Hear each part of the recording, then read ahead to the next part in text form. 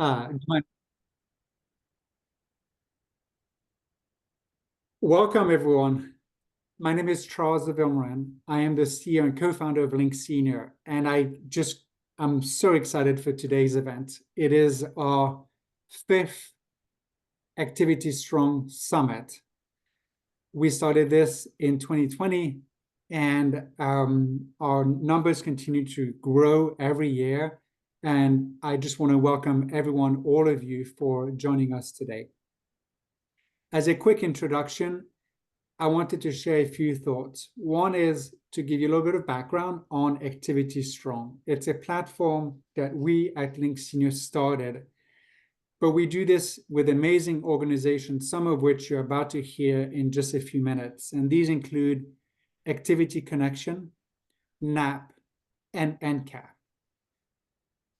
The other thing I wanted to share with you is our theme of this year is called Dementia Disco. And there's a number of reasons for that. One is we like to disco. And Brian Reif, that you'll get to see in a few seconds. Actually, Brian, do you want to come in for just a few seconds so people can see you? Hey. Has an amazing outfit. And that's a cue for a happy hour at the end of the day. But I think that with the words Dementia Disco, there's a few things that we wanted to put forth, which is the fact that there is life after a diagnosis. There are very well-lived life, and we all hear about this throughout the day. And life is always to be celebrated. So we've been hearing a lot, and we're very proud to put an event all around this idea of dementia inclusion.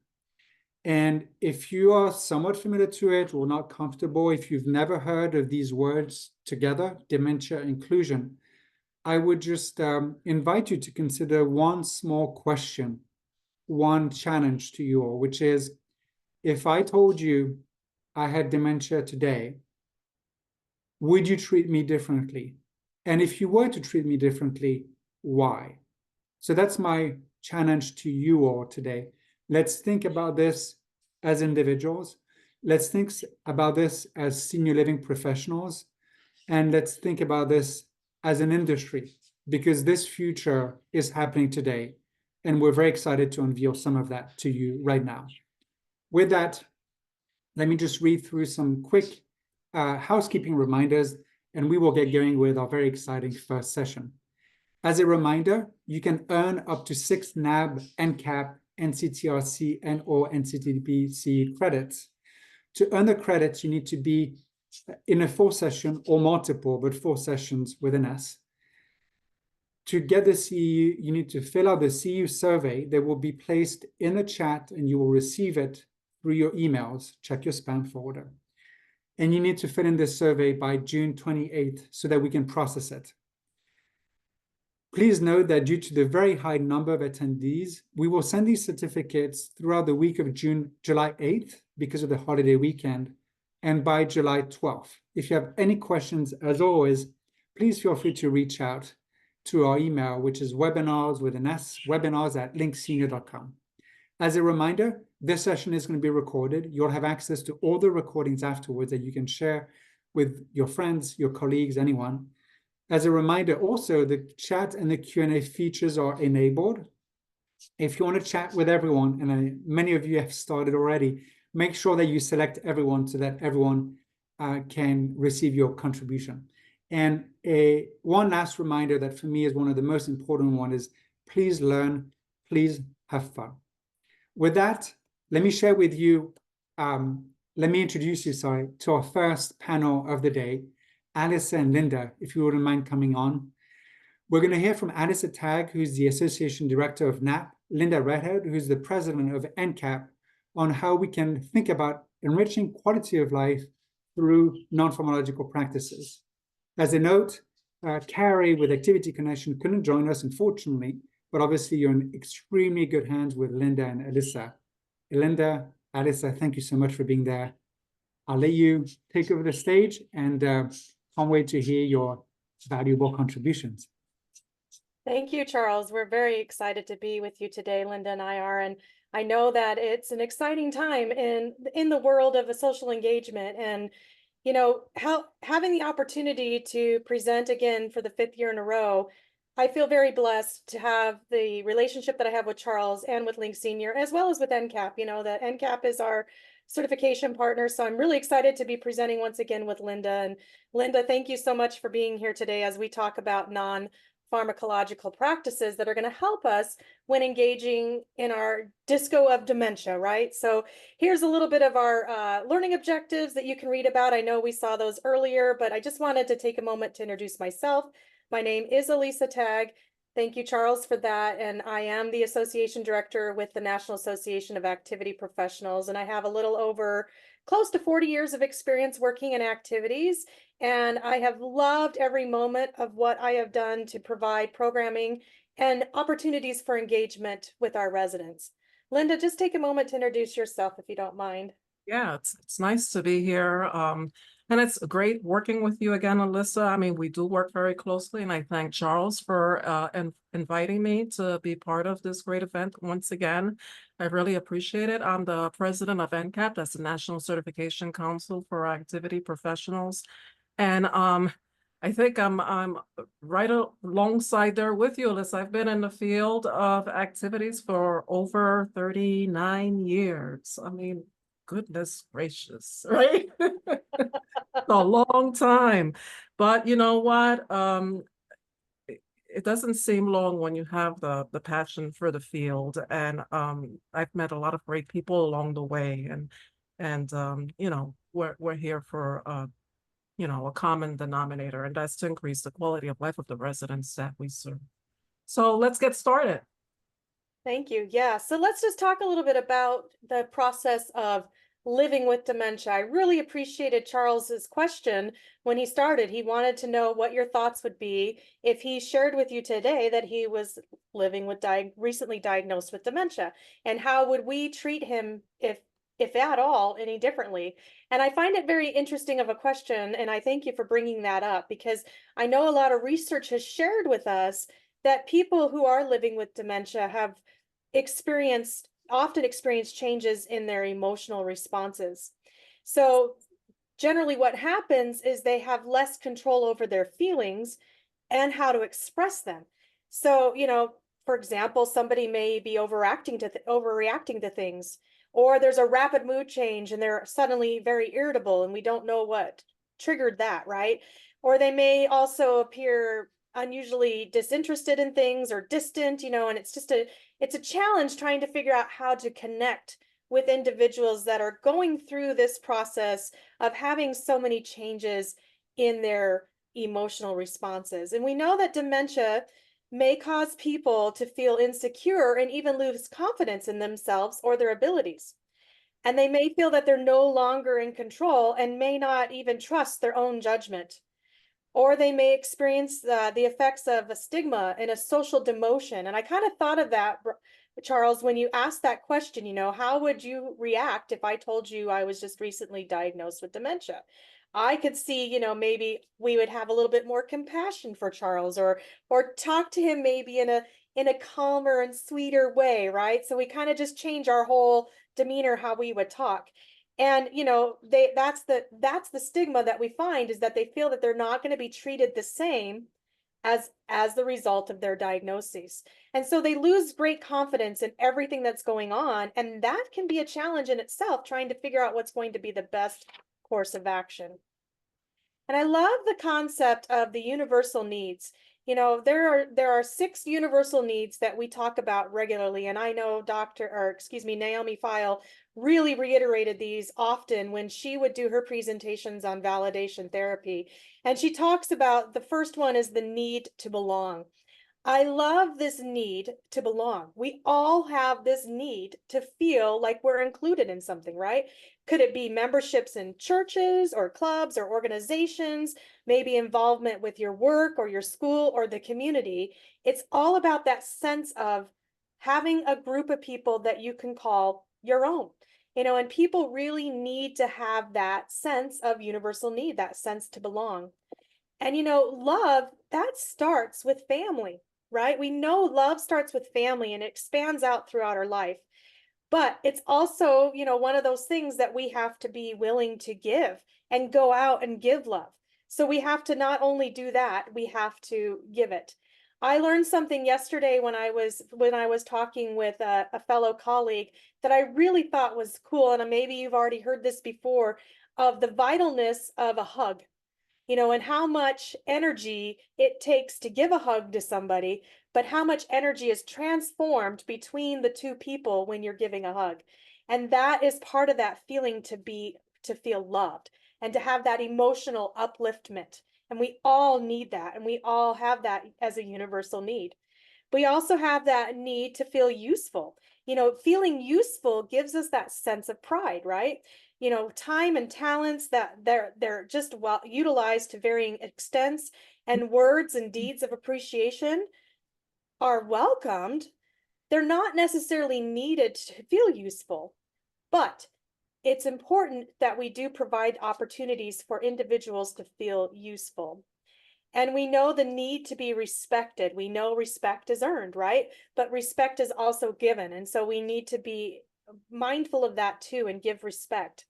We also need to become responsible. Learning to take responsibility really starts at a very early age. I was just with my granddaughter. She's 20 months old. She's already learning responsibilities and learning how to do chores and feeling like she is responsible as part of her universal needs. And that does not change as we age. We want to know that. And responsibility not only, looks at everything around us, but it also looks at our own health and the safety of others. And so we need to be mindful of that. And the last universal need is that need to make choices. Opportunities to make choices relating to change is accepted by some and it's rejected by others, right? We've seen that regularly where we offer choices, and that's the beauty of giving choices, is the opportunity to accept or reject. And so we see these 6 universal needs are going to be important for us to understand as we create an engaging opportunity with those that are living with dementia. Now let's take it a step further, and let's talk about the needs of individuals that are living in community settings. We probably are all working in some type of a community setting, and we need to recognize that these needs that our residents, our clients have are vital. The number one is the need to adjust to illness, disease, and/or disability. How often have we allowed our residents to think and adjust to what they're living with? A lot of times we are so rushed into the hustle and bustle, especially when they're newly admitted. We got to complete that assessment. We've got to get everything done and get it, all the paperwork, as we call it, right, organized and ready to go. And, we're asking all these questions of this person, and they're maybe just learning of a new diagnosis or a new disease or another disability, or they're losing their independence. And we're not giving them that ability to adjust to that. Just like adjusting to living to a new environment and community. They could be coming from a 2-3 bedroom home, and now they're in a bedroom by themselves or with a roommate. And how challenging is that to downsize, right? Have you ever thought about downsizing? I watch these shows where people are living in 300 to 500 square feet little trailers, and I'm looking at my 5,000 square foot home, and I don't know how I would be able to downsize to 300 to 500 feet. I mean, obviously, if I had to, I would, but I would need to have time to adjust to that. And that's the thing, adjusting to a new environment. Family members may not be visiting as often as they used to. Friends are gone. Now they have to create new friendships. Routine has been changed. Now they are forced to have breakfast at a specific time of day, maybe when they never ate breakfast to begin with, or they ate it earlier or later, or the community, routine that we're all used to. And we need to recognize that too, that there is a lot of loss that comes into living in a community setting. And really, we need to make sure that we're giving them the experiences and the opportunities to still engage with the community outside of the dreaded F word facility, right? Because we forget a lot of times that the community in our neighborhoods is just as vital and as important to these individuals. I hear regularly about outings being canceled because of busing issues or anything else like that. And that is why we get the stigma of like it's prison, because we can never leave the community and we can never go out and do what we want to do.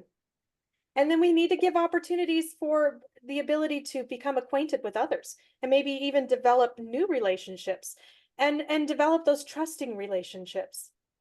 And how often do we give opportunity for our residents to have the opportunity to be independent, to make choices when they're capable of doing that? How often do we say, well, they have to be in activities, and if they're not in the group activity every day, then they're not active, right? I hear this often, because we have had a decline in group participation, right? We have seen more and more individuals becoming independent in their choices, and some of that may be just fine.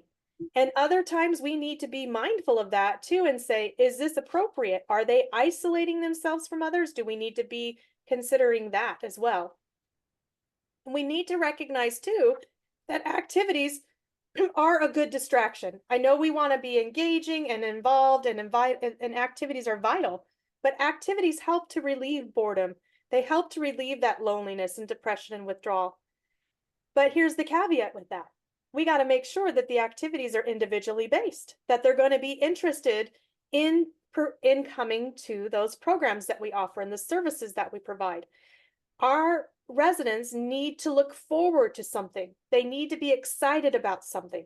And so that's what we need to look at too, is fostering those relationships that are continuous, whether it be their spiritual practices or its involvement in the community, as I stated, or anything else that they need to look at. We need to help to provide that opportunity for them to achieve and do what things they formerly like to do.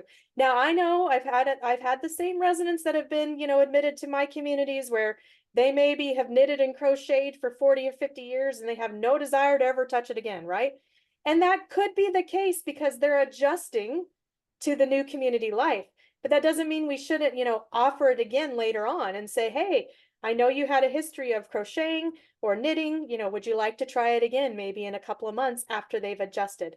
It really takes 2 to 3 months to adjust to community living.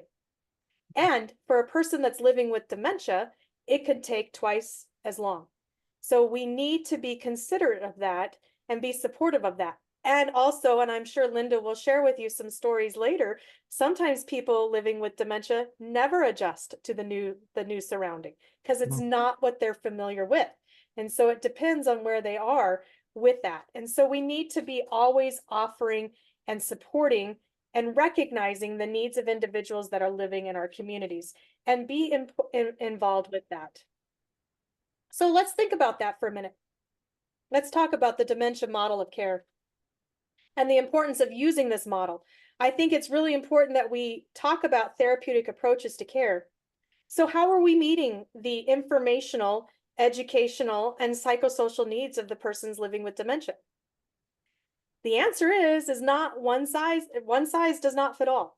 And that's the thing that we get caught up in too with grouping activities, as we hope to create opportunities where we maybe have a few residents that have similar or liked interests. And so we can group together an activity. But it's important that we look at the understanding of this dementia model of care. And we know that the prevalence of dementia has dramatically increased over the last couple of years. And we've even seen a greater increase since COVID because of isolation and because of all of these things that have changed in our lifestyles and how we relate to one another and how we communicate with one another. And we know that families are often unprepared when the diagnosis comes. And we know through research that when a person is diagnosed with dementia, they get a pamphlet, right? That's what they get. Read on this and you'll learn a little bit more about what you're going to be dealing with. But we just said here, one size does not fit all. And every individual is going to live with dementia differently. We've never seen two snowflakes alike. We're never going to see two individuals living with dementia alike. And so we have to really look at that process too. So there's some ways that we can do that. Obviously, number one is to develop proper care planning. And let's look at that for just a brief moment. That is key. When we talk about that, care coordination is huge. We know how vital the care plan is. That's what our surveyors look at on a regular basis when they're in our communities.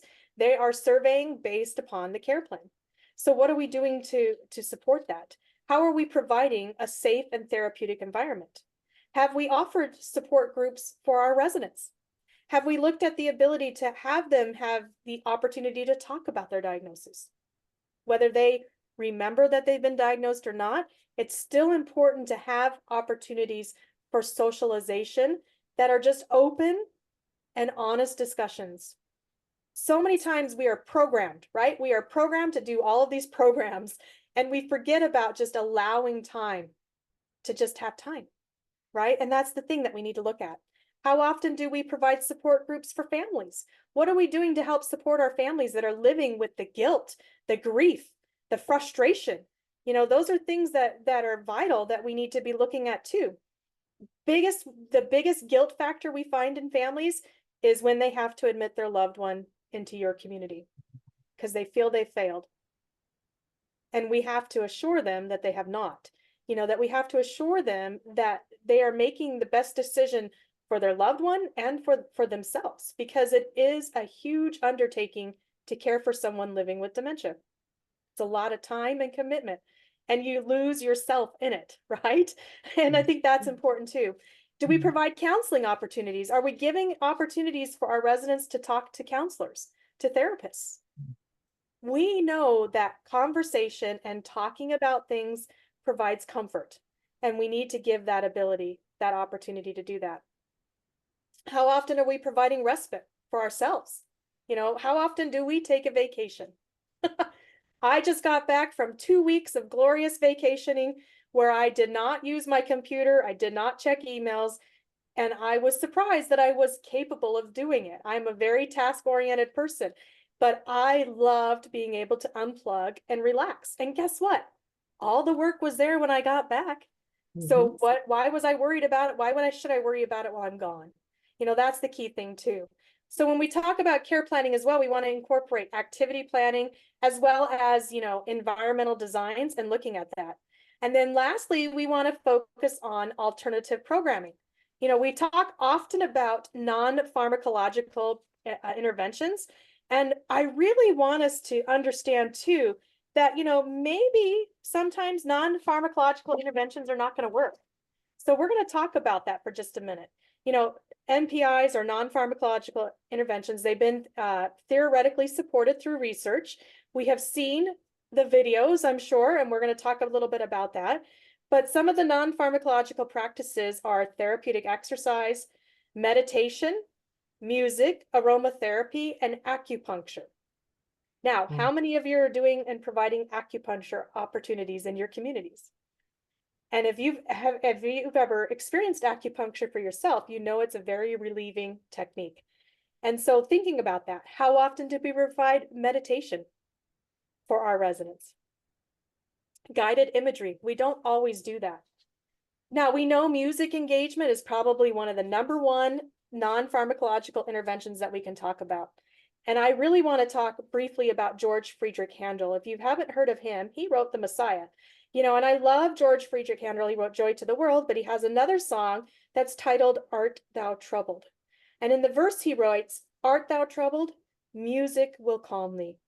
And I thought that was such a great verse to talk about here because the power of music is vital. We know from the research that Dr. Oliver Sacks did, he shared that in the past, which is not recoverable in any other way, is embedded as if in amber in the music, and the people regain a sense of identity. And we've seen that, right? We've seen that through Henry, through the beautiful ballerina that starts dancing, you know, through the music of Tchaikovsky. And we know music and memory was started with the understanding that music is deeply rooted in our conscious and unconscious brains. As powerful as that idea is, it becomes even more important if the functioning of the brain is deteriorating, how it occurs in dementia and other types of cognitive and physical loss. But music can awaken the brain, and with it, the rich trove of memories are associated with those familiar songs and beloved pieces. So that's our job, I guess we could say, as professionals, is to discover what music gives those memories. Is it Metallica? Mm. Is it Eminem? Is it Lawrence Welk? Is it Johnny Cash? Is it the Beatles? Is it Sisters with Soul? We don't know. We have to discover and determine that. And sometimes we have to provide engagements with experiences of that. I will share one activity I've done with my residents is playing 2 songs that are of the same title and the same lyrics, but performed by 2 different artists. And you may have heard me share this before, so I do apologize for that, but Simon and Garfunkel's The Sound of Silence, if you listen to that arrangement and you allow the residents to listen and then share their feelings of it, and then you play the Disturbed version of The Sound of Silence and see how that could change. The Disturbed version is very haunting. The Simon and Garfunkel version is very folksy, obviously from the 70s, right? And then the Disturbed version that comes from the 90s, early 2000s is very, I guess, kind of like what they say with their band name, disturbing in some ways, but it also provides a very haunting engagement experience. And some residents respond beautifully to the Disturbed arrangement of it. We won't know unless we try. We should not stick with what we think they might want to hear, or we think, oh, they grew up in the 50s or they grew up in the 60s, therefore they're going to like only 60s or 50s music, right? We have to be very considerate of that. And then we get into exercise engagement. I think this is really interesting. The research that I discovered about there were 17 randomized controlled trials measured the impacts of various types of exercise on a little over 1,000 older adults already diagnosed with dementia. And the review found promising evidence that exercise may help people with dementia to improve their activities of daily living. We know what activities of daily living are: bathing, dressing, eating, right? Toileting. These are things that we don't want to lose our independence with, right? We want to be able to stay as independent as we possibly can for as long as we can. And so providing exercise opportunities and engagement can help people that are facing cognitive decline to maintain their independence as long as possible. And I found that particularly interesting and important in finding that since people with cognitive impairment often find it more difficult to perform those activities in daily living. And it's also possible that certain types of exercise and how often or intensely we do them may benefit brain health and function more than others. So Tai Chi, for example, like this picture, shows a promising way to help protect or even enhance the cognitive function among healthy adults. And I think it's very interesting too that the research goes on to show that people may benefit from exercise depending on their age and level of fitness, cognitive health, and that severity of dementia diagnosis. And, we need to always study. That's the thing with research, is that we need to constantly study and learn. And, I think it's interesting too that the evidence is very promising, and we're very lucky to have that evidence to support that. We talked about aromatherapy briefly. I just wanted to touch on this just briefly to refer you to Dr. Jennifer Stelter with the Dementia Connection Institute, who I know is a partner also with Link Senior and the Activities Strong movement. And she provides amazing research about the benefits of aromatherapy. And I have seen that immensely too in my own personal studies and understanding too, and have utilized aromatherapy. I was blessed in the 1990s to have a director of nursing that was a certified aromatherapist in the 1990s. This was kind of before aromatherapy became hip or cool. And she brought in the essential oils that were necessary to help support the enhancement of our residents. And I will tell you, in the 1 year, because she was with us for 2 years, and the 1 year that we had the program really function and operate successfully, our behaviors had significantly declined because of the use of aromatherapy. Now, I will say you cannot go out to Bath and Body Works and buy the lotions from Bath and Body and think that's aromatherapy, right? We have to utilize the certified therapeutic grade oils, the essential oils, and make sure that we're using them properly. Obviously, we don't want to have any skin deterioration or allergies or anything like that. So again, it's a researched opportunity to really provide effective engagement, and go to the Dementia Connection Institute if you want to learn more about that. And so, Linda, I'm going to turn the time over to you now to talk more about the importance of personhood. Okay, great. Thank you so much for that. Let's dive into the important concept of personhood and its significance in dementia care. I remember many years ago when I first started out as an art therapist and eventually became a supervisor in a nursing home. This nursing home, I'm in New York City, and this nursing home was in Spanish Harlem, and it was called Florence Nightingale. And this happened at a time when there was a huge influx of Filipino nurses who were brought in to increase the workforce because of the nursing shortage at the time. This was in the 80s, so I'm dating myself. But these nurses who came in, they were exceptional. They had a very strong work ethic. And one of the cultural influences that they brought in with them was that they were very respectful. And all of the staff and even the residents were called by their last name. And it was pretty formal. And I didn't know any different at the time. It was my first full-time gig out of college, and I was already used to being called Miss Rodriguez. That was my maiden name.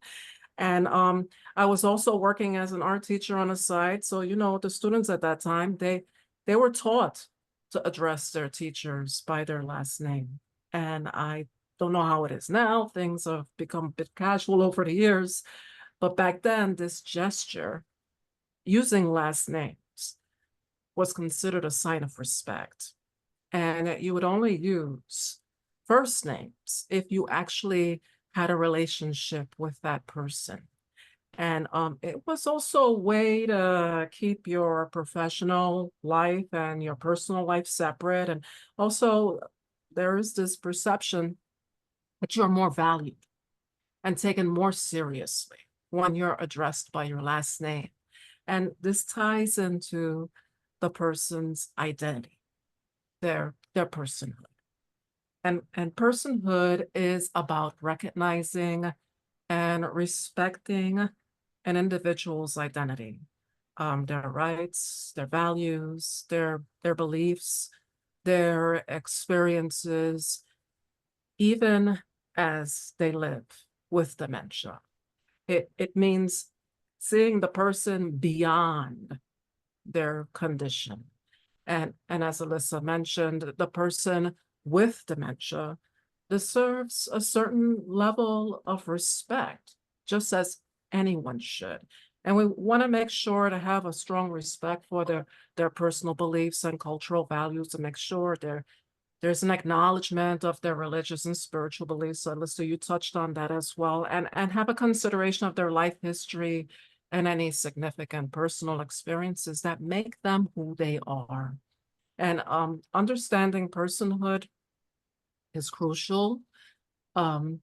It ensures that individuals with dementia are seen as whole persons, not just as patients. And this approach helps provide care tailored to each individual's unique needs, enhancing their quality of life. And when a person with dementia allows you to address them by their first name, and by the way, obviously you cannot assume that it is okay to call them by their first name without asking for permission first, right? That's the respectful thing to do. But when you get to that point, then there develops a level of trust. And the person with dementia may experience that feeling of being familiar with you, even though they may not be sure who you are. And when that happens, there is the start and development of a relationship, one of which you as the caregiver is able to then engage that person in a positive way so that they can feel they're in a safe space. So in regards to caring for persons with dementia, person-centered care is key.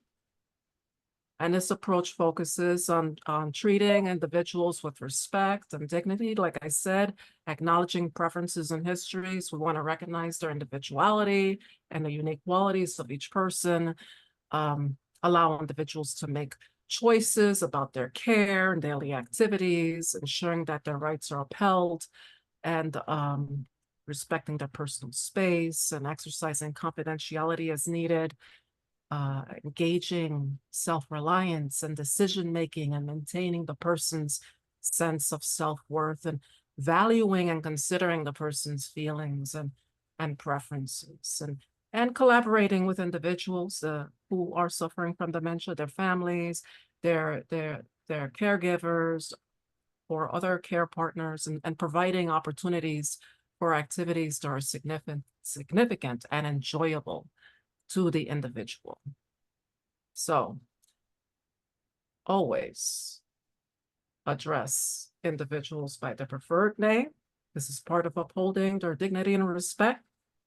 Involve them in decisions with regards to their care, and respect their personal and private space. I keep saying that over and over again. I think this is a predominating theme, because you want to, that respect, it's just a thread that goes through everything that we do. Simple actions like knocking before entering a person's room and waiting to get a response before you come in, because it doesn't count if you quickly knock and you're already halfway in the room and you haven't even given the person a chance to respond. I can't tell you how many times I've seen that. All right. And listen to them. Don't talk or speak in front of them as if they're not there, because obviously that's a horrible feeling. I'm sure you've all had experiences where you've been treated a little less than, and you felt as if you were invisible. Well, imagine a person who has dementia and their feelings are heightened, and they're much more aware of how the environment and interactions with others make them feel.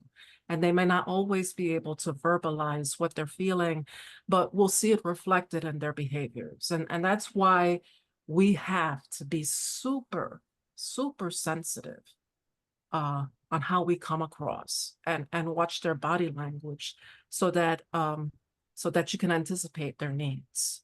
You know, doing these things will maintain their dignity and respect. So, effective communication. That's another cornerstone of dementia care, right? Speaking clearly, slowly, using simple sentences, maintaining that eye contact, paying attention to their body language, being patient, looking at nonverbal communication, such as gestures, and using your facial expressions and touch can also convey care and understanding. And active listening is essential. Show that you're listening by nodding, maintaining that eye contact, summarizing what you've said to demonstrate that understanding. So let's look at life story work. It's an invaluable tool. It's understanding and preserving personhood. This is a great tool to use to facilitate that. It details who the person was, what was important to them, and who they are now, and what they may wish for the future. And this involves documenting a person's life history, their experiences and preferences to inform their care. And it helps caregivers see the person beyond their dementia. You know, improving interactions and personalized care. And methods can include photos, using memorabilia in a scrapbook, using interviews with family and friends via video or audio recordings, writing narratives to create a comprehensive life story, so that we can have a better understanding and know the person that we are serving.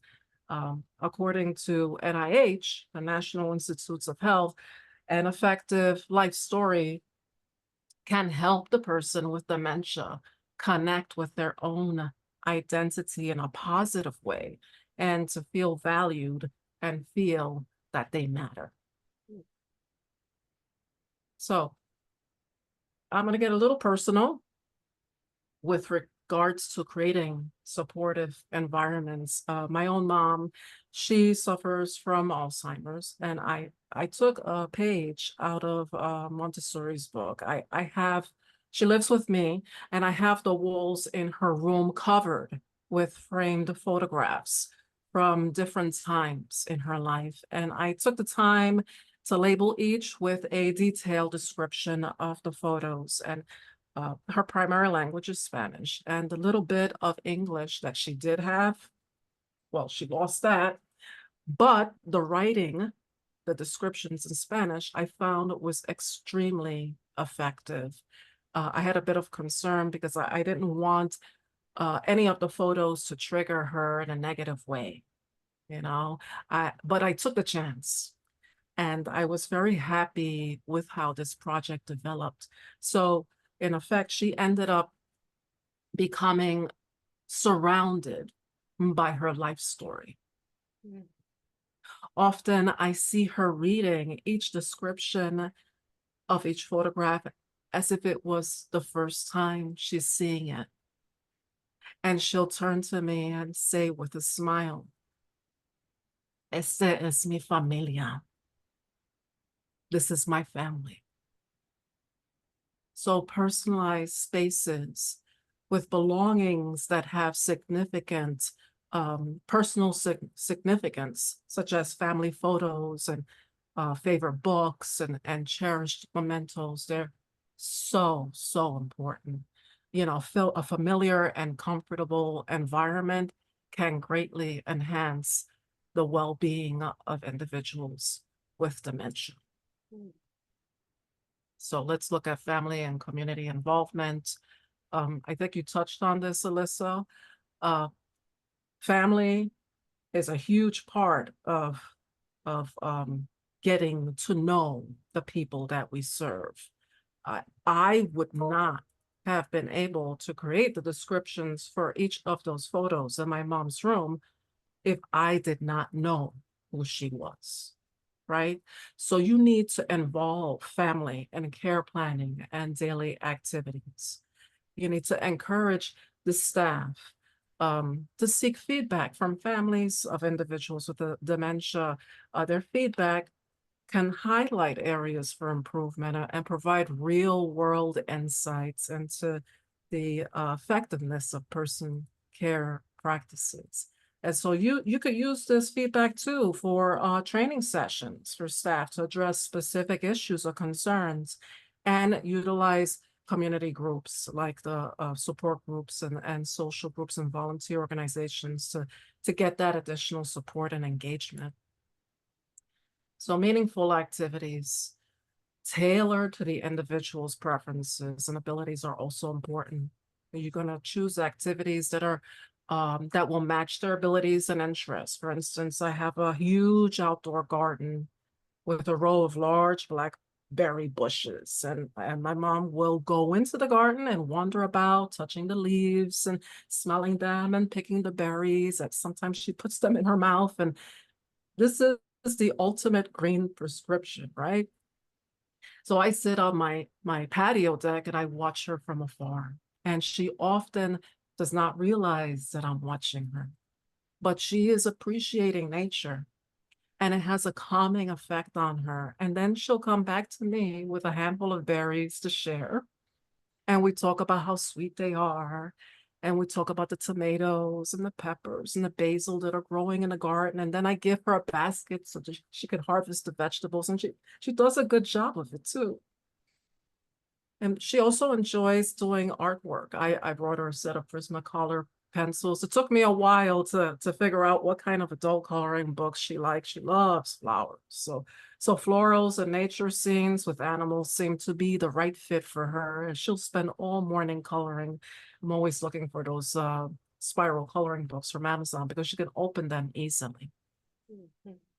So let's look at ethical considerations. For example, I allow my mom to go into the garden on her own, even though I'm supervising from afar, right?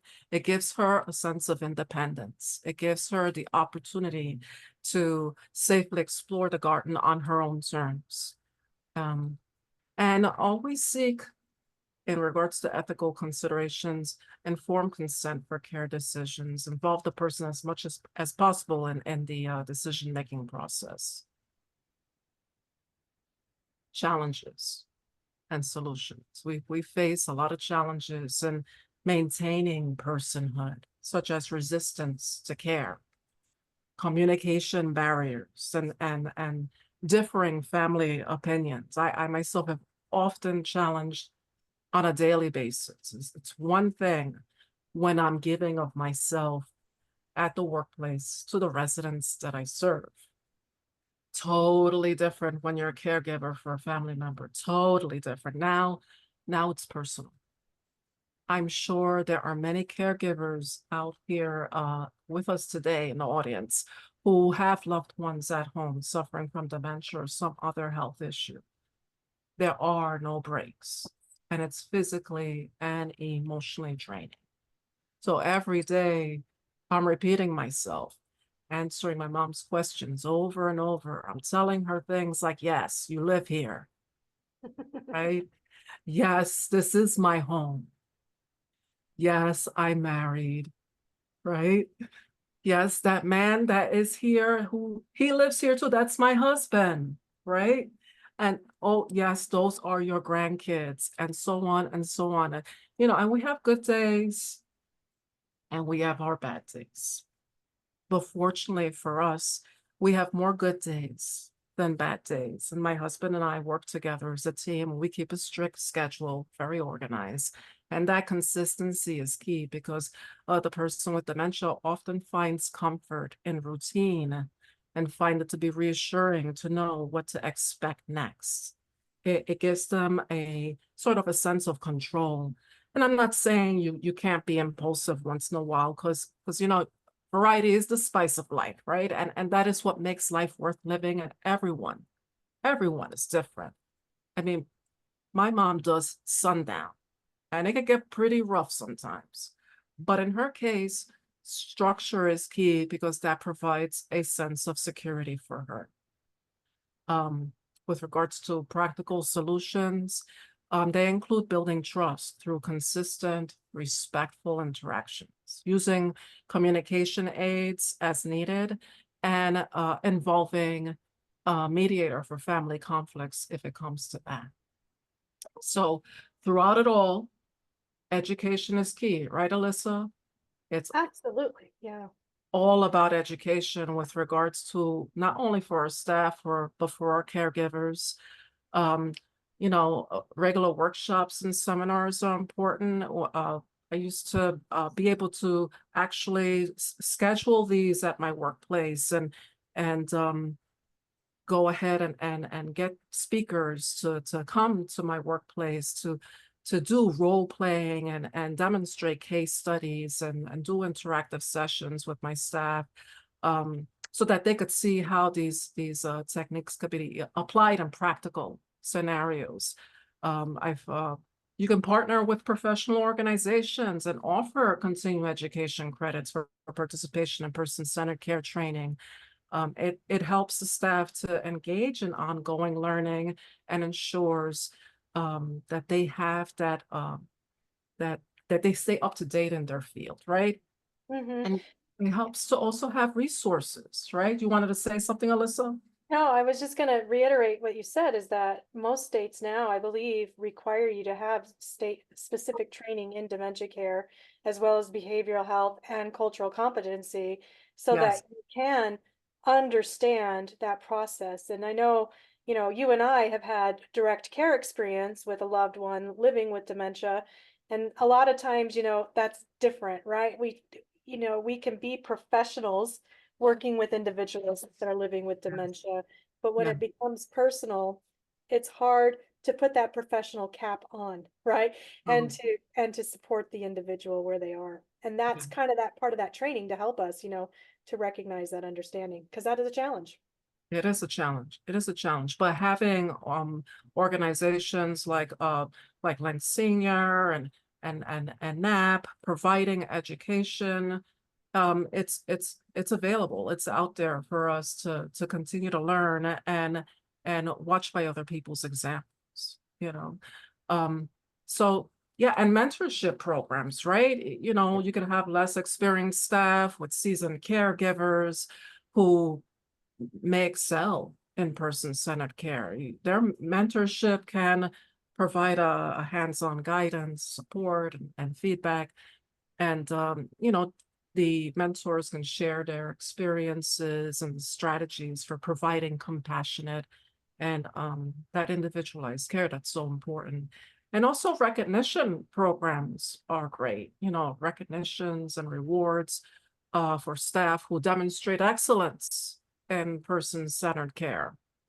And this could be through awards, certificates, public acknowledgement at staff meetings. And, you know, this helps to create a culture of appreciation where caregivers feel valued for their commitment to providing individualized care. And by incorporating these strategies, you can, you know, foster a culture of continuous learning and improvement, ensuring that all staff and caregivers are equipped to provide the highest standard of person-centered care.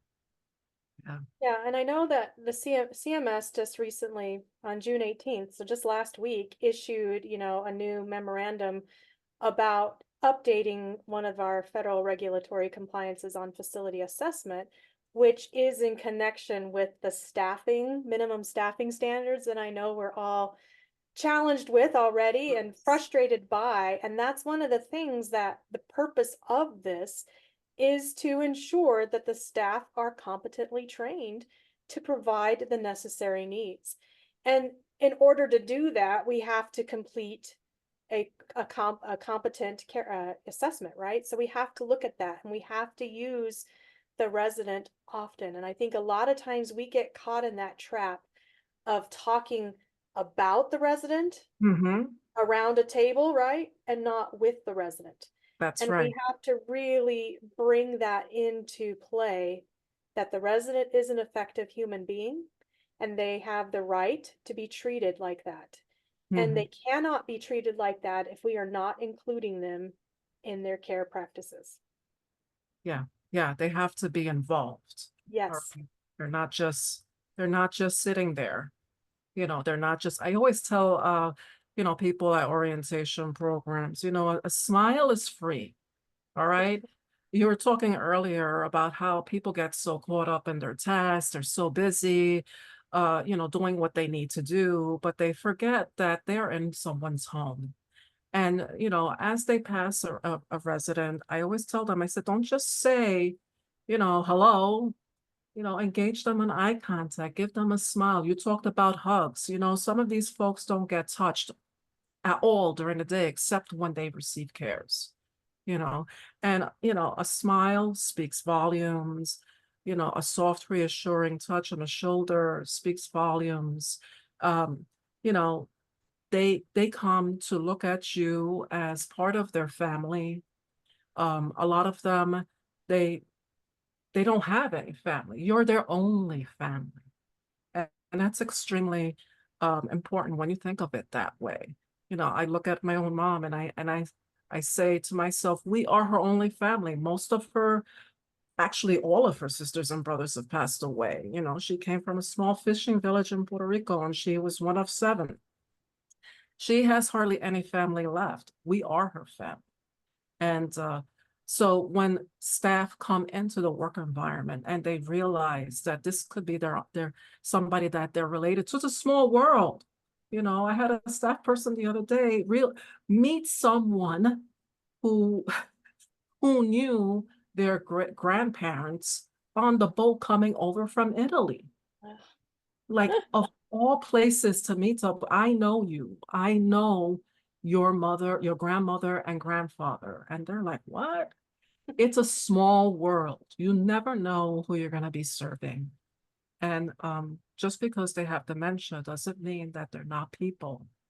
You know, they have a lot to give left. And a lot of times they end up doing things that they never used to do because the brain still is working. They're still able to learn new things, right? Right. Love So, that. Thank you, Linda. I think that's a crucial thing to think about too, is the importance of connection, communication, and respect. I think those are the key things that we have to remind ourselves about when we're engaging with residents living with dementia or anybody living with dementia. I'll just Yeah. share a brief little story. I know we're almost out of time, but when I was 22 years old, my mother-in-law was diagnosed with dementia from a brain tumor. And I was her caregiver, also working at the nursing home too, and I was pregnant. And it was really challenging to be her caregiver at home and to transfer her and do things while being pregnant at the same time. And on the weekends, we always looked forward. My husband would be home and we would take her to Walmart to shop. That would be the one few times that she could get out of the house because she was wheelchair bound. And I would take the cart and run through the store and get all the things that I needed. And my husband would take his mom and wheel her through the store. And she caught up to me one time and she said to me, and it just reiterates, Alisa, and she knew my name, which surprised me. I just want to thank you for how much you take care of me, and I want to buy you an outfit. But for that other girl, she just gets a shirt. And I realized that I was Alisa and the other girl at that time, and I needed to be really mindful of, how I treated her when I would be frustrated with Yeah. whatever she would do. And I thought that was just it's a great reminder to me regularly, at a young age of 22, now almost 30 years later, to be really supportive and mindful of that. That's So right. Yeah. That's a Montessori quote. You just make me think about it. Everything you do for me, you take away from me. Mm. Right. So Mm. that's what I think about with that story. Because there are times when my mother would say the same thing to me. 100%. Because you have, there are days where you're great and your tolerance is up there and you're extremely patient. And there are other times where you're like, oh my gosh, you're so tired. You're coming in from work and I'm still working. Right. But that's what it's all about. That's what it's all about. 100%. It is. It is. Thank you so much, Addison, Linda. What you were both just saying here reminds me of, like this idea that the activities and programming, it's all about, if you have the person plus dementia equals the person, right? Like activities enables us to help people live and be who they are, when they want, how they want, and so on. Mm-hmm. I also wanted to thank you for many of the thought-provoking ideas and lessons you had in this session. But I also wanted to thank you for what you do and what your organization are and do for the industry. And I think that for me, 3 Levels have been working with you for more than 5 years now, is that, senior living is nothing without activities. And you being the voices of the associations of activity professionals, one would argue that there would be no senior living with a NAP and NCAP. The other thing that I want to recognize is your personal leadership that we've seen in the last 5 years. I think we would be in a dim place without you as individuals and your organization, what you've done for the industry. And then the last thing is, you both are amazing humans. Thank you so much for sharing some of your personal experiences. Thank you. Yeah, it reminds me, like I was talking to a friend of mine who's a memory care expert, and I was asking, why do you like memory care? And she said 2 things. One is, memory care is where I feel free. And the other thing is, memory care is kind of a selfish way for me to make sure that I have a good future. And I think that both of you contribute to that good future, even for myself. So I just want to spend more time with you because of that. So thank you. Thank you. Thank you. All right, we're going to wrap up today's session. Addison and Linda, feel free to stay on. Just make sure that you remove your cameras. I do want to share that Addison and Linda kindly offer their emails should we have any questions or follow-up discussion points. And again, thank you for both what you do. We'll end the recording here, and then we're going to move on to our